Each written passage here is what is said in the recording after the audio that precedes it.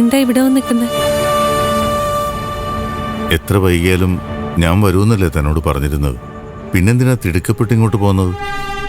അതും വിശാലിനൊപ്പം. നിങ്ങൾ ഇപ്പൊ വരുമെന്ന് എനിക്കെങ്ങനെ അറിയാം? ഫോണിൽ പോലും വിളിച്ചിട്ട് കിട്ടുന്നുണ്ടായിരുന്നില്ല. ഞാനെപ്പോ വന്നാലെന്താ? അമ്മയുടെ കൂടെ അല്ലേ താൻ നിൽക്കുന്നത്? ഇവിടെ മോള് കിടന്ന് ബഹളം വെച്ചോന്ന് അപ്പച്ചി വിളിച്ചു പറഞ്ഞു. ശരി, മോള് കിടന്ന് ബഹളം വെച്ചുകൊണ്ട് താൻ നേരത്തെ പോന്നു.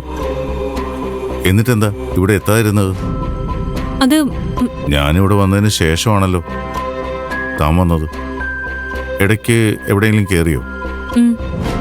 ഭക്ഷണം വാങ്ങാൻ കേറി. വിശാലിനോട് ദേഷ്യമായിരുന്നല്ലോ തനിക്ക്.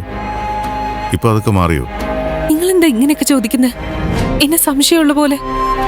എനിക്ക് സംശയമൊന്നുമില്ല. ഞാൻ സംശയിക്കാതിരുന്നാൽ മാത്രം പോരല്ലോ, തന്റെ ഡാഡിക്കും കൂടി അത് തോന്നണ്ടേ? എനിക്ക് കഴിവില്ലാത്തതുകൊണ്ടാ താൻ തോന്നിയ പോലെ നടക്കുന്നുന്നാ ഡാഡി പറയുന്നത്.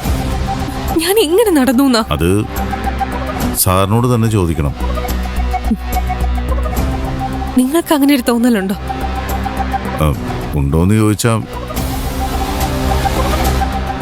ഇപ്പൊ ചെയ്തത് ഒട്ടും ശരിയായില്ല. ഞാൻ വെറുതെ വണ്ടി ഓടിച്ച് വീട് വരെ ചെന്നു. അത് ശരി, അതാണല്ലേ പ്രശ്നമായത്? അത് മാത്രമല്ല, പലതും എനിക്ക് പ്രശ്നം തന്നെയാ. എന്നുവെച്ചാ? ഒരു വഴക്കിന് എന്തായാലും ഞാനില്ല. ഇന്ന് ചെയ്തതുപോലെ ഇനി ചെയ്യരുത്. അപ്പോ നിങ്ങൾ എന്നെ സംശയിക്കുന്നുണ്ട് എന്ന് ഞാൻ പറഞ്ഞു. പിന്നെ ഇങ്ങനെയൊക്കെ ചോദിക്കുന്നതിന്റെ അർത്ഥം എന്താ? ശരി, ഞാൻ ഇനി ഒന്നും ചോദിക്കുന്നില്ല, പോരെ? എന്റെ ഇഷ്ടത്തിന് ഞാനൊന്നും ചെയ്യുന്നില്ലെന്ന് ദയവ് ചെയ്ത് നിങ്ങളൊന്ന് മനസ്സിലാക്കണം. അമ്മയെ നിർബന്ധിച്ചു, അതുകൊണ്ടാണ് ഞാൻ പോകുന്നത്. എനിക്ക് നല്ല ക്ഷീണമുണ്ട്, ഞാനൊന്ന് കിടക്കട്ടെ.